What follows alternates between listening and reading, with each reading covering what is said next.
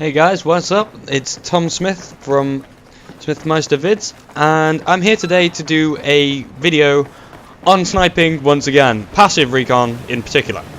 Now, I'm going to show you the king of positions on Paracel Storm when you're attacking on Rush. If you want to play passive recon on this map, which, as long as there's not 3 or more of you doing it, it's fine. If there's only 1 or 2, do you find that there's people who will stand in your way and stuff, and they're real big dicks for doing it because they're wasting a ticket as well? But basically, as you can see, I'm on the end of the ship, right? On the spawn, where the helicopter is, etc. Go round, run up the stairs, and you can get on there. And seriously, like, you just saw me put that guy down like he was nothing. Now, this isn't the best bit of footage I had. Unfortunately, the best bit of footage I had was me playing with a friend, only my mic audio wasn't on and his was for some reason. So basically I had him talking over the entire video, which was really disappointing actually, because I was ripping him apart. An average game for me on this map is probably somewhere in the region of about 8 for 0. I'm not kidding you. There's games when I played this and it's been like 24 for nothing. Because like, you can see this guy's just hit me, and you'll see where he kills me from. He shouldn't actually be there. According to the kill cam, he is like way off. Like, you'll see it lag out because I got lag hammered. Now I know the kill cam isn't fucking up. He's all the way back there. I know for a fact you cannot get back there. You can't go that far back. So that was a little bit of hacks, right? So I come in and spawn in, jump on top of the ship, and I'm like, motherfucker, I'm gonna get you back. And believe me, do I. But does it ever take some time? So in the meantime, while I'm looking out here, this is like 700 meters or so is to where I'm looking at. Like where he was about 700 meters from my position. It's a long shot, and it's a difficult shot.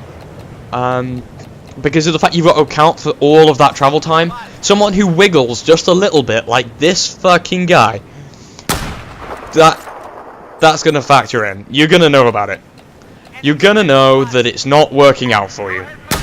And you see I'm getting like really close because I'm not used to firing at 700 meters. I'm very used to sort of 300, 450, 450 to 600 I'd say is a single section.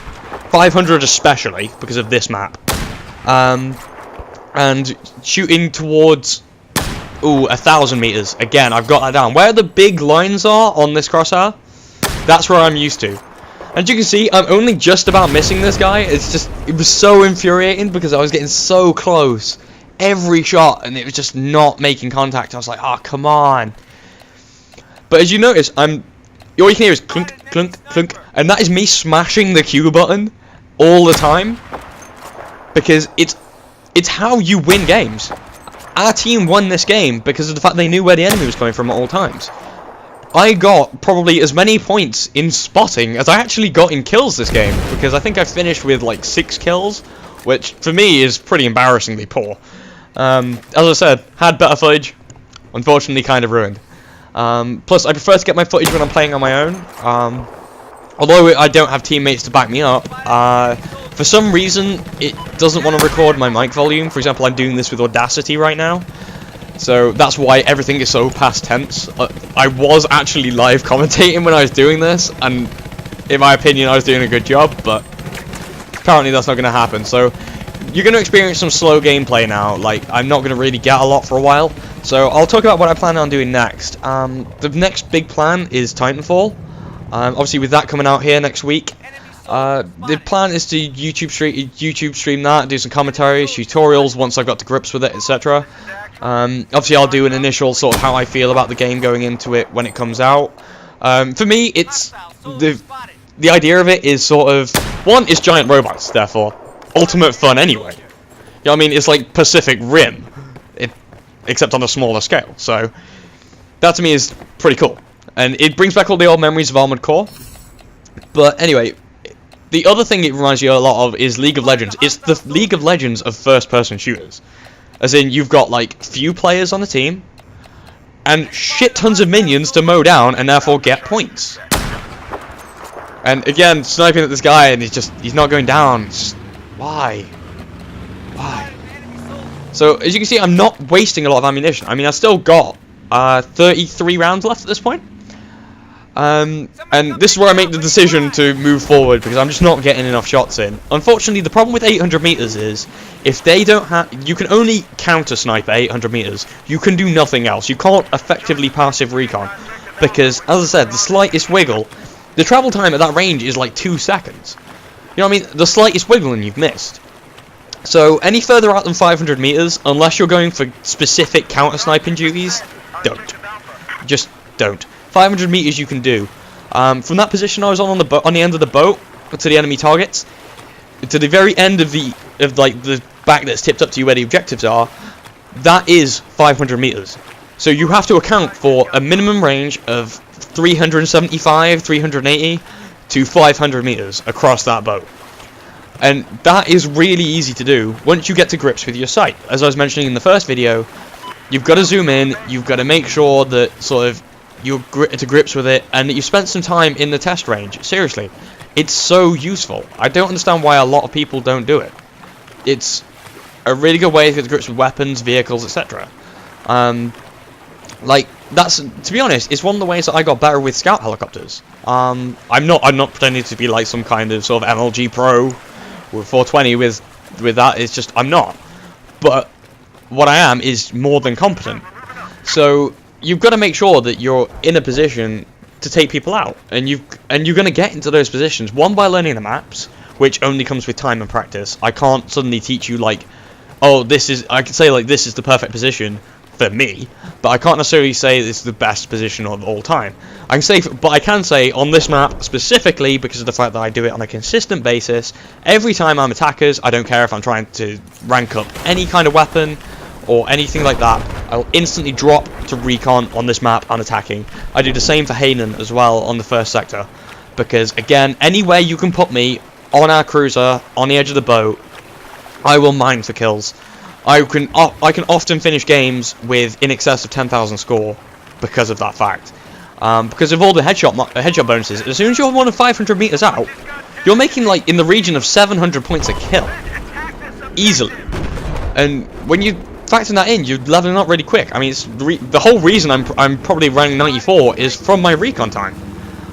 If it wasn't for that, I would only be like, oh, I don't know, rank 75 or something, because that's where most of my score comes from.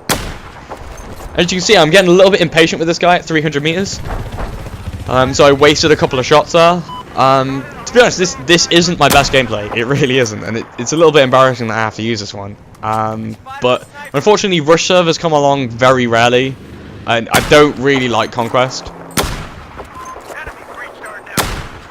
And as you can see there, that was what you do when you chain off a shot. If you hit someone, if you go for the head and you miss and you happen to hit them in the head, that was a really nice shot. That was really lucky. But anyway, if you're going for the head and you happen to miss, the next shot, the follow-up, don't bother realigning and go for the head. Just go for the quick kill. Get rid of them, because guaranteed that instant reaction is either go prone, which is the worst decision they can make. If this is a tip for you who aren't playing passive recon but you're engaging them, don't go prone. As soon as you drop to the ground, you've become an even easier target. For anybody who is good with a sniper rifle, you've become an even easier target. There are so many times when I shoot someone and they go, oh shit, I've been hit by a sniper rifle, I don't know where that came from, and they drop to prone. I'm just like, you've just made my job so much easier, because getting behind cover, unless you're behind wide, tall cover, you've made yourself wider and lower. You know what I mean? I'm used to going for heads, therefore I'm now going for a head that is like sort of 6 feet wide. You know, I'm not going to miss that. Or if I do miss that, I'm not going to miss with the follow-up shot. It's very rare I miss up with 2 follow-up shots. But anyway, what you need to make sure is that sort of when you're playing passive recon or dealing with passive recon, that you don't always have to go for the headshot. The headshot is advised because obviously it's good score, it's instant death, especially if you're using something like the SRR like I am here. And to be honest, don't focus on the head that much, because the body just does the job if you need to. And this really annoyed me. Like, I had several shots that went clean through his head. Like, clean through. Like, I'm not sure if you can see it, but like, you see like a little bit of blood splatter off one of them. And I'm like, come on, that was a hit. And nothing. Now that tower there is death. If you're on this map and you're dealing with a moderate sniper who is around 500 meters away, you are going to die on that tower if you are not moving at all times. I mean, there's better snipers out there than me who can predict that and therefore headshot you. But as you can see there, like, he's just standing there, easy kill. And I'm going to clock in, I think I clock in another 2 here. But the thing is, I mean, there's a lot more of them up there, but they're constantly wiggling around because our guys on the ground are shooting at them. See, look there, another kill, like 680 odd points. It's, you know, it's easy points. And this is the thing that I mentioned, is that if they're moving around like that, that guy is just wiggling just enough. You see how he's moving? That is how you need to move if you're going to be on that tower. Do not move any other way. Be like that guy. Be the annoying guy who doesn't stand still. Because I'm pretty sure I don't get him. I run out just at the end of the game. Like, because we're approaching it, as you can hear the ending music. So yeah, I'm just going to take the last few seconds over this title screen to talk about what I'm going to do next, and it is going to be Titanfall.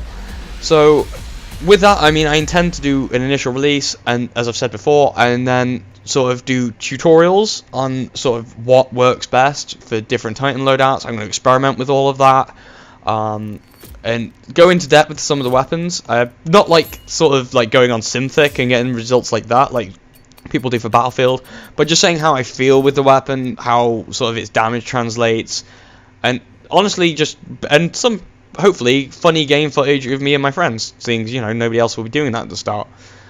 So if you want to see that, feel free to subscribe. Please hit the like button for this, it really helps, and I really appreciate it if you can share it out.